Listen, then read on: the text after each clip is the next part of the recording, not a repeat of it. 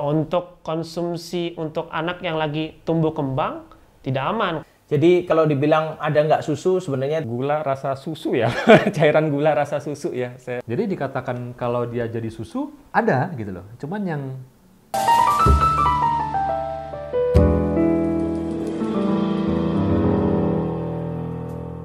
Halo, saya Dr. Effendi, saya dokter spesialis kandungan. gue Dr. Agus, dokter spesialis kandungan. Saya Dr. Fadila, saya dokter kandungan. nama saya Dr. Prima Raditya, saya dokter spesialis kandungan dan kebidanan. Saya Dr. Bonita, saya seorang konselor menyusui. Dr. Yoga Yandika, saya dokter spesialis anak. Saya Willy, dokter spesialis anak. Saya Dr. Viana, saya dokter spesialis anestesi.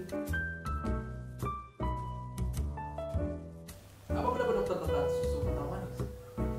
Ya, susu kental manis ini enak, memberi rasa manis pada beberapa makanan. Mungkin sering digunakan untuk sebagai tambahan makanan ya, roti, minuman ya. Enak yang pasti, ya. Ini manis dan enak. Ini kayaknya namanya udah berubah deh, jadi kental manis aja. Apakah dokter mengkonsumsi susu kental manis? Pernah. Saya mengkonsumsi, tapi dalam batas yang secukupnya. Kadang-kadang ya, terutama pada saat ngopi. Ngopi ada enaknya sekali-sekali hitam, ada enaknya sekali-sekali putih. Setelah saya belajar di kedokteran, ternyata susu kental manis itu lebih banyak ruginya daripada untungnya, sehingga saya tidak mengkonsumsi lagi. Amankah apabila anak-anak ataupun ibu hamil, ibu menyusui mengkonsumsi kental manis? Kalau untuk tujuan minum susu gitu, lebih baik mungkin kita minum susu murni atau produk susu yang lain dibanding minum kental manis ini. Tapi kalau misalnya mau makan es campur sekali-sekali ya bolehlah. Kalau cuman buat sesekali untuk memperindah rasa, silahkan saja. Tapi kalau untuk terus-terusan dan ini jadi konsumsi yang rutin, kalau nggak ada ini nggak bisa makan anak kita, buang jauh-jauh. Sama sih jawabannya. Kalau itu cuma buat lucu-lucuan doang, cuma untuk topping, untuk enak-enakan aja nggak masalah. Untuk konsumsi untuk anak yang lagi tumbuh kembang, tidak aman, karena yang dia butuhkan adalah 3 komponen dasar tadi.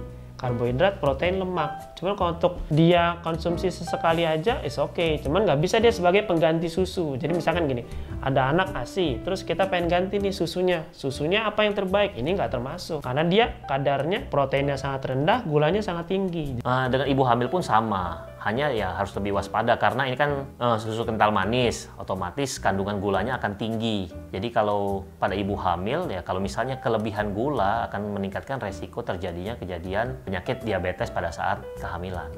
Kalau penggunaan susu kental manis itu terlalu berlebihan, bisa menyebabkan bayi yang dikandungnya jadi cenderung ukurannya lebih besar, atau dia bisa menjadi muncul diabetes dalam kehamilan.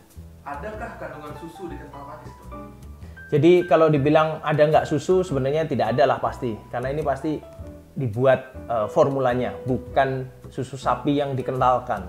Kalau menurut saya pribadi sih ada mungkin, tapi dalam porsi yang kecil. Tapi porsi yang lebih besarnya mungkin kandungan gulanya yang lebih banyak dibandingin porsi susunya sendiri.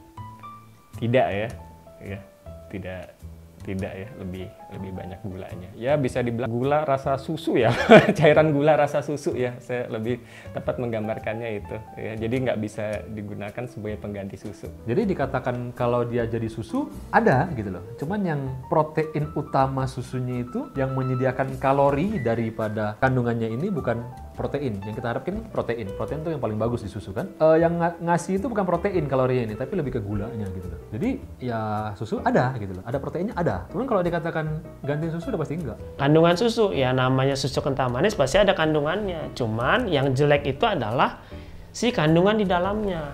Kandungan di dalamnya di proteinnya sangat rendah. Nah makanya di IDAI pun dia tidak dianjurkan nih untuk diberikan pada anak. Jadi karena dia lebih banyak karbohidratnya daripada proteinnya. Susu skim bubuk sama susu full cream bubuk itu kayak ini nih, jadi melewati proses dulu. Jadi bukan suatu susu yang utuh. Bukan kayak kita benar-benar beli susu, nih susu minum ya gitu. Itu beda banget. Karena dari susu yang utuh itu tadi, dia harus melalui proses dulu, proses pengeringan, proses penyemprotan, dan itu berkali-kali. Jadilah susu skim bubuk atau susu bubuk full cream itu. Nah yang perlu disadari adalah maunya cari yang mana dulu nih. Pasti kan mau carinya yang komposisi yang utuhnya dari susu itu. Nah kalau mau cari seperti itu ya carilah yang memang utuh, jangan yang sudah dipotong-potong nih, kasarannya gitu.